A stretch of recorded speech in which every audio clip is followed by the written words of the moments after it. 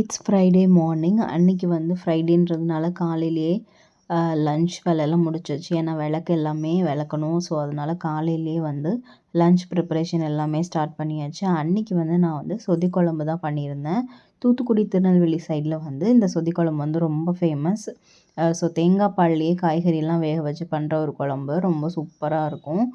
So அது எல்லாமே பண்ணி முடிச்சாச்சு. அன்னைக்கு ஈவினிங் வந்து வெளியில் போகலாம் அப்படின்னு சொல்லிட்டு பிளான் பண்ணியிருந்தோம். ஸோ ஹஸ்பண்ட்க்கு ஒர்க் இருந்ததுலாம் லேட்டாக தான் வந்தாங்க. ஸோ வந்து 12 மணிக்கு மேலே வந்து ஹோட்டல் போகலான்னு டக்குன்னு பிளான் பண்ணி உடனே போயிருந்தோம்.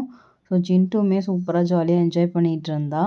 அன்றைக்கி வந்து நாங்கள் பிரியாணி வந்து சாப்பிட்டுட்டு இருந்தோம். சாப்பிட்டுட்டு கொஞ்சம் நேரம் அங்கே டைம் ஸ்பெண்ட் பண்ணிவிட்டு வெளியில் வந்தோன்னா ஆளே இல்லை. கொஞ்சம் வர்றதுக்கு கொஞ்சம் பயமாக தான் இருந்தது. ஸோ ஆனால் ஹோட்டலில் வந்து கொஞ்சம் ஆட்கள் வந்து இருக்க தான் செஞ்சாங்க. நிறைய பேர் வந்து சாப்பிட்டுருந்தாங்க. இந்த ஹோட்டலில் வந்து இந்த மாதிரி ஸ்விங்லாம் இருந்தது. ஸோ சின்ட்டு வந்து அதில் உட்காந்து வந்து என்ஜாய் பண்ணிகிட்டு இருந்தா. ஸோ அன்றைக்கி வந்து அப்படி தான் நாள் போச்சு. வீடியோ பிடிச்சினா லைக் பண்ணுங்கள். நாளைக்கு இன்னொரு வீடியோவில் மீட் பண்ணலாம். பாய்.